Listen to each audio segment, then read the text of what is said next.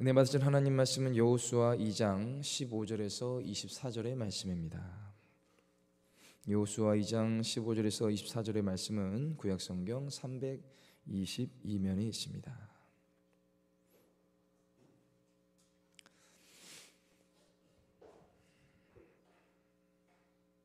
여호수아 2장 15절에서 24절의 말씀을 다 찾았으면 우리 한 목소리로 봉독합니다. 라합이 그들을 창문에서 줄로 달아 내리니 그의 집이 성벽 위에 있으므로 그가 성벽 위에 거주하였습니다. 라합이 그들에게 이르되 두렵건대 뒤쫓는 사람들이 너희와 마주칠까 하노니 너희는 산으로 가서 거기서 사흘 동안 숨어 있다가 뒤쫓는 자들이 돌아간 후에 너희의 길을 갈지니라. 그 사람들이 그에게 이르되 내가 우리에게 서역하게 한 이 맹세에 대하여 우리가 허물이 없게 하리니 우리가 이 땅에 들어올 때에 우리를 따라 내린 창문에 이 붉은 줄을 매고 내 부모와 형제와 내 아버지의 가족을 다 내 집에 모으라. 누구든지 내 집 문을 나가서 거리로 가면 그의 피가 그의 머리로 돌아갈 것이요 우리는 허물이 없으리라. 그러나 누구든지 너와 함께 집에 있는 자에게 손을 대면 그의 피는 우리의 머리로 돌아오려니와 내가 우리의 일을 누설하면 내가 우리에게 서약하게 한 맹세에 대하여 우리에게 허물이 없으리라 하니 라합이 이르되 너희의 말대로 할 것이라 하고 그들을 보내어 가게 하고 붉은 줄을 창문에 매니라. 그들이 가서 산에 이르러 뒤쫓는 자들이 돌아가기까지 사흘을 거기 머물매 뒤쫓는 자들이 그들을 길에서 두루 찾다가 찾지 못하니라. 그 두 사람이 돌이켜 산에서 내려와 강을 건너 눈의 아들 여호수아에게 나아가서 그들이 겪은 모든 일을 고하고 또 여호수아에게 이르되 진실로 여호와께서 그 온 땅을 우리 손에 주셨으므로 그 땅의 모든 주민이 우리 앞에서 간담이 녹더이다 하더라. 아멘. 저는 오늘 여러분과 함께 읽은 여호수아 2장 15절에서 24절까지의 말씀을 본문으로 해서 구원을 소망하는 믿음의 행동, 이와 같은 제목으로 잠시 은혜를 나누겠습니다. 대부분의 사람들은 상대방을 볼 때 외적인 어떤 월등한 기준과 조건을 갖추면 동경하죠. 또 그러한 상대방은 선망의 대상이 되기도 합니다. 세상도 그런 존재를 주목하고 소위 말해서 돈과 인기, 권력이 집중되기도 합니다.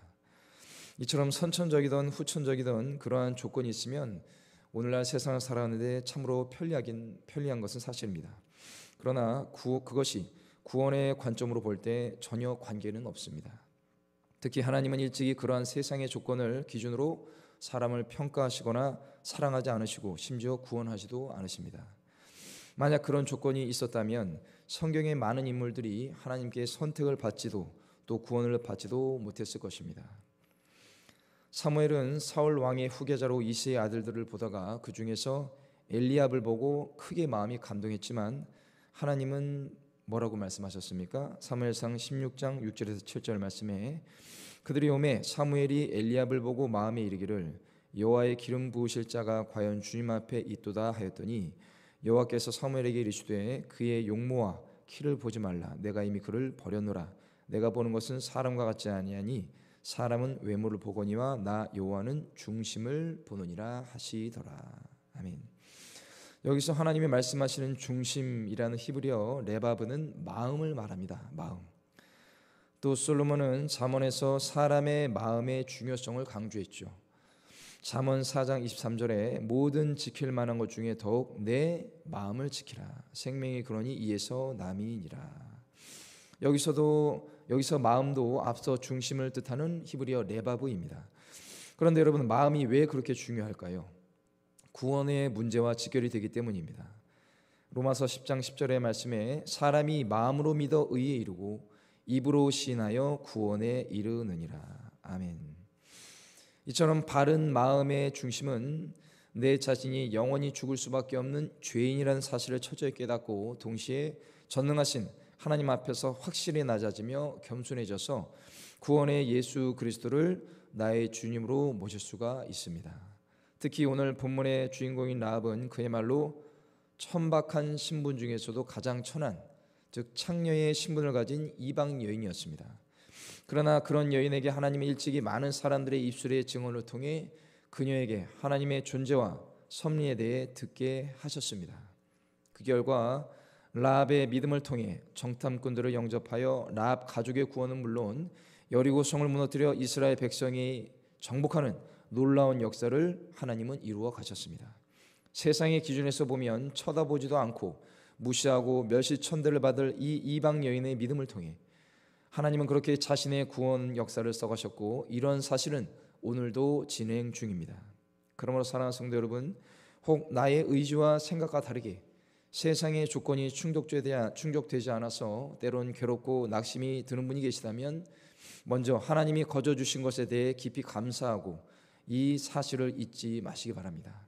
하나님은 여러분이 얼마나 세상의 조건으로 충족되어 있는지를 보시는 것이 아니라 그 마음에 하나님이 원하시는 것으로 충족되어 하나님을 기쁘시게 해드린지를 보신다는 것입니다. 그것은 바로 모세의 율법과 이를 완성하신 예수님이 말씀하신 대로 마음과 정성과 뜻을 다해 하나님을 사랑하고 이웃을 사랑하는 마음입니다. 그리하여 한 번뿐인 인생, 주님이 장래에 부르셨을 때 잘하였도다 착하고 충성된 종아, 내가 적은 일에 충성하였으니 내 주인의 즐거움에 참여할지어다. 이러한 칭찬받기를 예수님의 이름으로 간절히 축원을 드립니다. 자, 오늘 본문은 무엇을 말씀하는지 알아보겠습니다. 먼저 15절 말씀입니다. 라합이 그들을 창문에서 줄로 달아내리니 그의 집이 성벽에 있으므로 그가 성벽 위에 거주하였음이라. 라합의 집은 성벽 위에 있었다고 성경은 말하죠. 여리고 성은 성곽을 효과적으로 방어하기 위해서 성벽을 매우 두껍게 쌓아놓았습니다. 고고학적 발굴에 의하면 당시 여리고 성의 외벽의 두께는 무려 1.8m였습니다. 그리고 높이는 무려 9.2m, 내벽과의 공간은 또 4.6m 정도 되었습니다. 그러니까 벽이 두 개였다는 것이죠.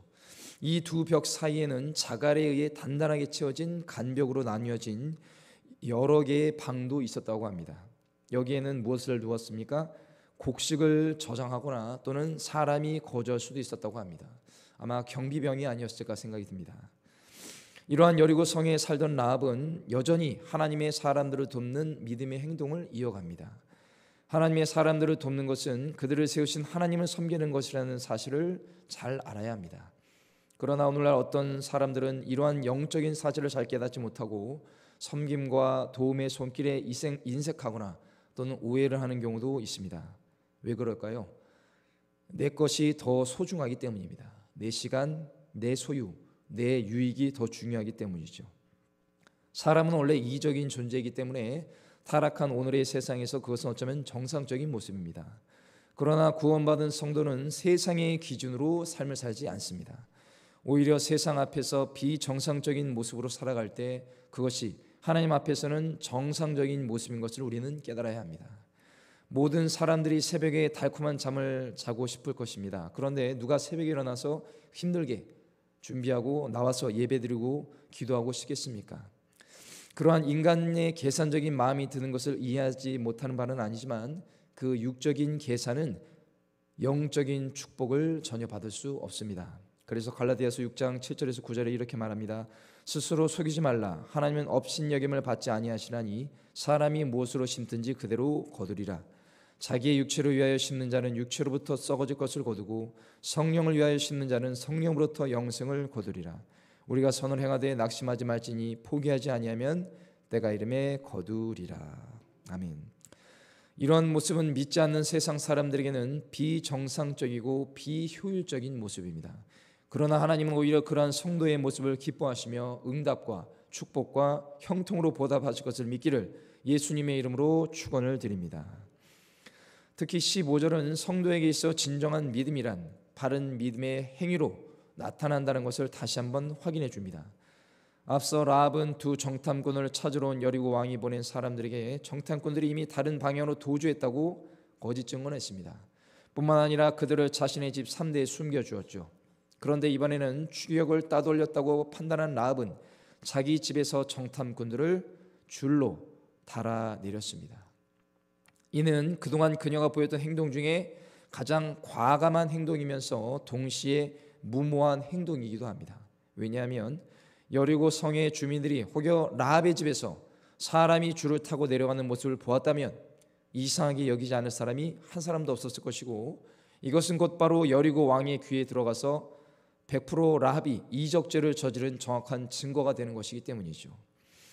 한편 줄을 타고 내려가는 정탐꾼들도 입이 바싹 마르며 긴장했겠지만 그 모습을 보고 있던 라합의 속은 더 타들어갔을 것입니다.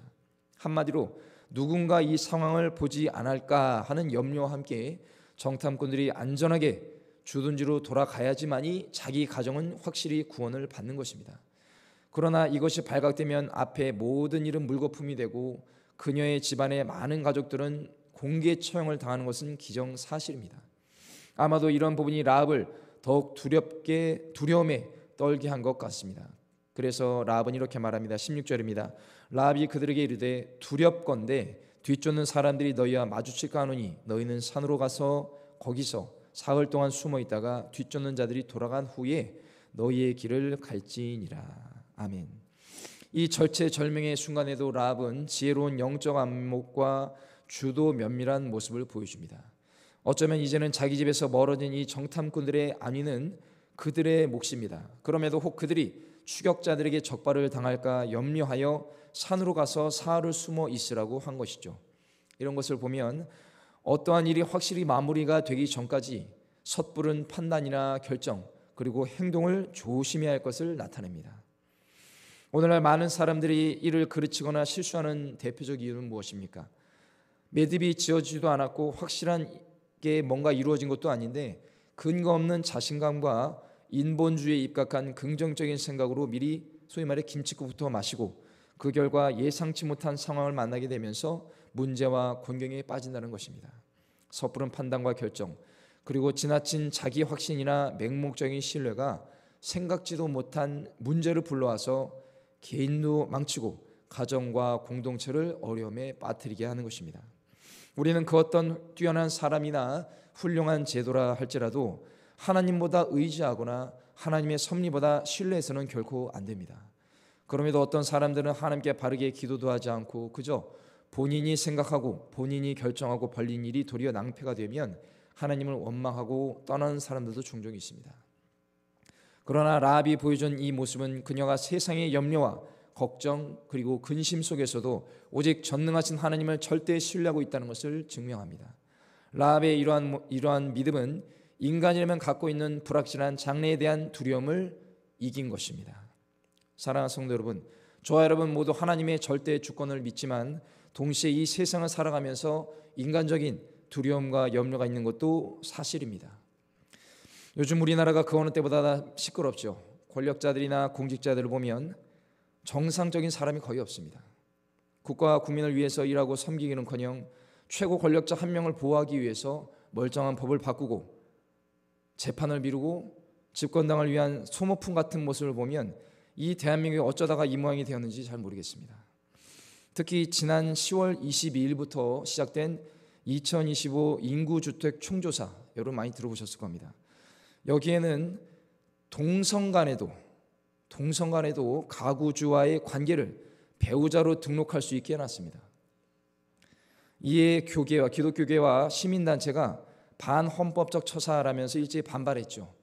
그러면서 교계와 시민단체는 이렇게 말합니다. 대법원과 헌법재판소는 이미 여러 차례 판결을 통해서 우리 헌법과 민법상 혼인은 이성간 결합을 전제로 하며 동성간 혼인은 허용되지 않는다고 명확히 판시했다면서 정부가 아무런 법적 근거 없이 통계 조사를 명목으로 동성 파트너를 배우자로 분리하도록 한 것은 명백한 월권이자 위헌적 행위라고 비판했습니다. 당연히 100번 맞는 이야기죠. 이에 국가 데이터처 관계자가 이렇게 언론 인터뷰에서 말했습니다. 그냥 자료 입력이 가능하도록 한 것일 뿐이지 동성부부로 인정한 것은 아니다라고 말도 안 되는 되도 않는 해명을 했습니다. 여러분, 인구주택 총조사는 5년마다 진행이 됩니다. 그런데 이번 정권 들어와서 동성 배우자 항목을 입력할 수 있게 했다는 것이죠. 정상적인 기독교인이라면 이러한 정권과 사람들을 절대 지지할 수 없습니다. 저는 개인적으로 이러한 부분들은 국회의원이 가장 큰 문제라고 생각을 합니다. 일부 다 그런 것은 아니지만 일부 국회의원들 중에는 대학생 시절부터 머리에 띠두르고 공권력 행해서 데모나 하던 그런 사람들이 많습니다. 제대로 된 직장생활 한 번도 한 적 없으면서 권력의 참맛을 봤던 사람들도 많습니다. 소위 말해서 밑바닥에서 피땀 흘려 고생하면서 한 달치 월급에 이 소중함을 알지도 못하는 사람들이 국회의원의 부지기수입니다. 또 범죄 전과자는 왜 그렇게 많습니까? 음주운전과 성범죄, 국가보안법 위반 같은 이런 한두 가지 범죄는 저질러 줘야 국회의원의 자격이 있는 것 같습니다. 이런 사람들이 우리나라의 주요 요직에 있으니까 나라가 당연히 상식적으로 정상적으로 굴러갈 수가 없는 것이죠. 이런 상황 속에 환율은 치솟고 한치 앞을 예상할 수 없습니다. 또 개인적으로 미래에 대한 불확실성이 우리 모두를 신경 쓰이게 하는 것도 사실입니다. 그러나 우리가 오늘날 세상을 향해 강하고 담대할 수 있는 이유는 무엇입니까? 바로 하나님이 저와 여러분을 선택하셨고 뜨겁게 사랑하고 계시다는 것입니다. 그것이 어떻게 증명됩니까? 바로 하나님의 유일한 아들이신 예수 그리스도를 2000년 전에 이 땅에 보내주셨고 저와 여러분을 위해 친히 십자가에 달려 죽으시며 3일 만에 부활하여 우리에게 영원한 생명의 길을 열어주셨다는 것입니다. 그래서 사도 요한은 이렇게 고백합니다. 요한일서 4장 16절에서 17절 말씀에 하나님이 우리를 사랑하시는 사랑을 우리가 알고 믿었노니 하나님은 사랑이시라. 사랑 안에 거하는 자는 하나님 안에 거하고 하나님도 그의 안에 거하시느니라. 이로써 사랑이 우리에게 온전히 이루어진 것은 우리로 심판날에 담대함을 가지게 하려 함이니 주께서 그러하심과 같이 우리도 이 세상에서 그러하니라. 아멘. 여러분, 요한 1, 2, 3서를 기록할 때 사도 요한이 속해 있던 상황은 어땠는지 아십니까? 바로 예루살렘이 완전히 멸망했고 초대교회는 로마 황제로부터 극심한 박해를 받고 있었습니다. 또 교회 내부적으로는 이 헬라 철학의 영향을 받은 영재주의가 급속도로 퍼져서 거짓 교사들이 활개를 치며 예수 그리스도 중심의 신앙이 위협을 받고 있었습니다. 그런 칠흑과 같이 어두운 상황 속에서도 사도 요한은 오직 그리스도를 통한 기독교 신앙의 본질을 정확히 알고 있었고 이에 기반해서 다음과 같이 고백합니다. 요한 1서 4장 18절에서 19절 말씀에 사랑 안에 두려움이 없고 온전한 사랑이 두려움을 내쫓나니 두려움에는 형벌이 있음이라. 두려워하는 자는 사랑 안에서 온전히 이루지 못하였느니라. 우리가 사랑함은 그가 먼저 우리를 사랑하셨음이라. 아멘. 그러므로 여러분, 손에 잡히는 것 없고 귀에 들리는 것 없고 내 앞이 칠흑같이 어두워도 이 모든 것을 능히 이기시고 지배하시는 하나님의 능력을 신뢰하십시오. 무엇보다 믿음의 주 온전케 하시는 예수님을 생각하고 바라보며 주님의 사랑에 힘을 얻어 승리하시기를 예수님의 이름으로 축원을 드립니다. 그렇게 라합이 믿음으로 전진하자 하나님은 정탐꾼들의 입술을 통해 놀라운 말씀을 전해주십니다. 오늘 본문의 17절에서 21절의 말씀을 봅니다. 그 사람들이 그에게 이르되 내가 우리에게 서약하게 한 이 맹세에 대하여 우리가 허물이 없게 하리니 우리가 이 땅에 들어올 때에 우리를 달아내린 창문에 이 붉은 줄을 매고 내 부모와 형제와 내 아버지의 가족을 다 내 집에 모으라. 누구든지 내 집문을 나가서 거리로 가면 그의 피가 그의 머리로 돌아갈 것이요 우리는 허물이 없으리라. 그러나 누구든지 너와 함께 집에 있는 자에게 손을 대면 그의 피는 우리의 머리로 돌아오려니와 내가 우리의 일을 누설하면 내가 우리에게 서약하게 한 맹세에 대하여 우리에게 허물이 없으리라 하니 라합이 이르되 너희의 말대로 할 것이라 하고 그들을 보내어 가게 하고 붉은 줄을 창문에 매니라. 아멘. 여러분, 오늘 이야기의 핵심은 바로 이 부분, 즉 정탐꾼들이 라합에게 건네준 붉은 줄입니다. 어떤 사람들은 정탐꾼들이 타고 내려간 줄의 일부를 잘라서 줬다고 하는데 그렇지 않습니다. 이 히브리 원문을 보면 그들이 타고 내려간 줄은 히브리어 말로 헤벨이라고 하는데 이 꼬아서 만든 밧줄입니다. 영어로는 로프이죠. 그런데 라합이 정탐꾼들로부터 받아 창문에 맨 붉은 줄은 히브리어로 후트라고 합니다. 꿰맸다라는 뜻의 어원에서 유래한 몇 가닥의 가느다란 실로 엮은 가느다란 줄입니다. 이어서 더욱 흥미로운 사실은 이 정탐꾼들이 준 붉은 줄, 이 진홍색의 뜻하는 샤니와 이 실을 뜻하는 후트의 합성어이고 원문에서는 샤니 후트, 즉 붉은 줄에 가리키는 수식어가 생략되었다는 것입니다. 그런데 이 자리를 채운 것이 바로 히브리 말로 티크와라고 합니다. 이 단어의 뜻은 소망이라는 놀라운 뜻을 갖고 있습니다. 즉 라합이 정탐꾼들에게 받아서 창문에 내걸게 된 이 붉은 줄은 그 자체에 이미 소망이라는 뜻을 가지고 있었다는 것이죠. 그렇습니다. 바로 구원의 소망인 것입니다. 구원의 소망. 사랑하는 성도 여러분, 오늘날 구원을 받을 수 있는 유일한 소망의 상징은 바로 예수 그리스도께서 친히 흘리신 보혈입니다. 그 보혈이 오늘 라합의 이야기에서는 붉은 줄로 나타난 것이죠. 라합은 붉은 줄을 창문에 매달음으로써 자신의 믿음이 하나님께 인정받고 가족 구원의 소원이 성취되는 것을 상상할 수 있었습니다. 한마디로 이스라엘의 정탐꾼들과 맺은 언약이 이루어져서 여리고 성의 멸망으로부터 자신은 물론 가정이 구원을 얻으려는 소망을 가질 수가 있었던 것입니다. 그러므로 우리는 날마다 그리스도의 보혈을 의지하고 개인과 가정과 공동체에 뿌리고 바르시기 바랍니다.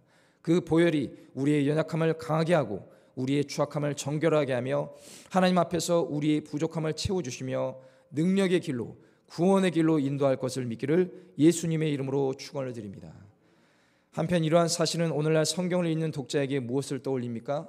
바로 이스라엘 백성들이 애굽에서 탈출하던 상황, 즉 유월절 사건을 떠올리죠. 출애굽기 12장 23절 말씀에 여호와께서 애굽 사람들에게 재앙을 내리려고 지나가실 때에 문 인방과 좌우 문설주의 피를 보시면 여호와께서 그 문을 넘으시고 멸하는 자에게 너희 집에 들어가서 너희를 치지 못하게 하실 것임이니라. 아멘. 라합은 붉은 줄이 유월절을 상징하는 것을 몰랐다고 해도 그들이 건네준 가느다란 줄, 어쩌면 작고 볼품없어 보이는 이 붉은 줄을 하찮게 여기지 않고 자기 집의 창문에 하나님에 대한 믿음을 품고 구원의 확신을 갖고 달았던 것입니다. 라합의 믿음의 행위는 그렇게 한 단계 한 단계 전진하고 성장해 갔고 오늘 저와 여러분은 그러한 사실을 보게 되는 것입니다. 그래서 야고보 사도는 2장 24절 16절에 이렇게 고백합니다. 이로 보건대 사람이 행함으로 의롭다 하심을 받고 믿음으로만은 아니니라. 또 이와 같이 기생 라합이 사자들을 접대하여 다른 길로 나가게 할 때에 행함으로 의롭다 하심을 받은 것이 아니냐. 영혼 없는 몸이 죽은 것 같이 행함이 없는 믿음은 죽은 것이니라. 아멘. 이를 통해 라합이 진실한 믿음의 사람, 믿음을 실천하는 진정한 신앙이라는 것을 알 수 있습니다. 이러한 사람들은 전체 언행에서 그 품격이 드러나죠. 많은 학식에서 나타난다기보다는 그 삶 자체에서 느껴지는 품위와 격조가 있다는 것입니다. 그러나 안타깝게도 오늘날 일부 그리스도인 중에서는 언행에서 품격이 상당히 떨어지는 사람들이 종종 있습니다. 불신자들도 하지 않을 말과 행동을 해서 결국 주변 사람들을 시험에 빠뜨리는 원인을 제공하거나 시족하게 만들죠. 이런 사람들은 마음이나 생각으로 신앙을 실천하는 것이 아닙니다. 또 이런 사람들은 쉽게 바뀌지도 않습니다. 그러므로 이런 모습에 우리 여러분들이 왈가왈부하며 상처받기보다 오히려 그럴수록 품격 있는 예수님을 바라보시기를 축원드립니다. 앞서 말한 품격 있는 사람들을 보면 참으로 지혜롭게 처신하고 또 언행에서 아름다운 향기가 나는데 마음 깊은 곳에서 개인적으로 보면 배우고 싶은 생각이 참 많이 듭니다. 오늘 라합이 그러했습니다. 그녀는 천박한 신분일지라도 그 중심에는 남다른 무언가가 있었던 것 같습니다. 특히 하나님에 대한 소식을 들으면서 그녀는 삶에서 가장 중요한 것이 무엇인지 깨달았습니다. 특히 떠나는 정탐꾼들에게 산에서 사흘 동안 잠복하고 움직이라고 한 조언이 적중했고 이러한 사실이 정탐꾼들에게 이 라합에 대한 신뢰감을 더욱 상승시켰을 것입니다. 여러분, 이처럼 참된 복음의 능력이란 한 영혼이 멸망의 길에서 되돌려 참된 영생의 길로 방향을 바꾸는 데 결정적인 역할을 합니다. 마지막으로 22절에서 24절의 말씀입니다. 그들이 가서 산에 이르러 뒤쫓는 자들이 돌아가기까지 사흘을 거기 머물매 뒤쫓는 자들이 그들을 길에서 두루 찾다가 찾지 못하니라. 그 두 사람이 돌이켜 산에서 내려와 강을 건너 눈의 아들 여호수아에게 나아가서 그들이 겪은 모든 일을 구하고 또 여호수아에게 이르되 진실로 여호와께서 그 온 땅을 우리 손에 주셨으므로 그 땅의 모든 주민이 우리 앞에서 간담이 녹도이다 하더라. 아멘. 여러분, 여기서 우리가 또 주목할 것은 하나님께서 직접 써가신 이스라엘의 여리고 정복과 함께 라합과 그 가정의 구원 역사는 양쪽 모두에게 놀라우신 하나님의 섭리를 깨닫게 한다는 것입니다.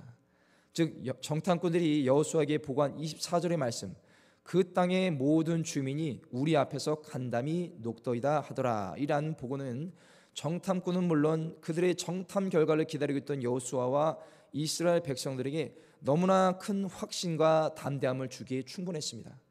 이로 보건대 말씀에 근거한 긍정적이고 적극적이고 창조적이며 생산적인 언행은 구원받은 성도는 물론 믿음이 연약한 영혼에게도 좋으신 하나님을 신뢰하는 결정적인 역할을 하는 것입니다. 그러므로 그리스도인은 늘 언행을 주의하고 몸가짐에 신경 쓰며 품위 있고 질서 있게 해서 나를 통해 거룩하신 예수님이 드러나는 축복의 통로가 되시기를 주님의 이름으로 간절히 축원을 드립니다. 말씀을 맺겠습니다. 오늘 라합은 정탐꾼들을 창문을 통해 밖으로 내보냈습니다. 창세기에도 노아도 방주의 창문을 통해 까마귀와 비둘기를 내보냈죠. 이를 통해 노아는 방주 안에서 바깥의 상황에 대해 추측할 수 있었습니다. 하나님은 일찍이 폐쇄된 방주에서 유일하게 하늘을 향해 창문을 만들라고 하셨습니다. 이는 노아가 하나님만 향하고 바라보며 응답을 기다리라는 상징의 의미가 있습니다. 오늘 라합도 창문으로 줄을 타고 내려가는 정탐꾼들을 보면서 그들을 보내신 하나님과 마지막 구원의 손길을 기대했을 것입니다. 라합이 자신의 모든 것을 걸고 행한 이 광활한 믿음의 행동은 그녀는 물론 그녀의 가족과 속한 모든 사람들이 하나님으로부터 구원받는 데 조금도 부족함이 없었음을 성경은 오늘 우리에게 말하고 있습니다. 특히 몇 번을 강조해도 부족함이 없는 이 라합의 목숨을 건 믿음의 행동으로 그녀와 가정은 구원받아 주님께 영광을 돌렸습니다. 더욱 놀라운 사실은 이방 여인이자 창녀 라합이 예수님의 족보에 당당히 이름을 올리고 오늘날 믿음의 백성들에게 구원을 소망하는 사람이 가져야 할 진정한 모습이 무엇인지 말하고 있다는 것입니다. 그러므로 저와 여러분도 세상의 신분과 위치에 연연하기보다 하나님이 진정으로 원하시는 성도의 모습이란 무엇인가를 생각하고 바른 믿음에 근거한 신앙과 바른 행동, 즉 말씀에 근거한 품위와 격조가 있는 그리스도인으로서 살아가며 하나님을 기쁘시게 하고 우리 가족은 물론 주변 이웃에게도 구원의 예수님을 바르게 전하는 믿음의 백성이 되기를 주님의 이름으로 간절히 축원을 드립니다. 기도하겠습니다.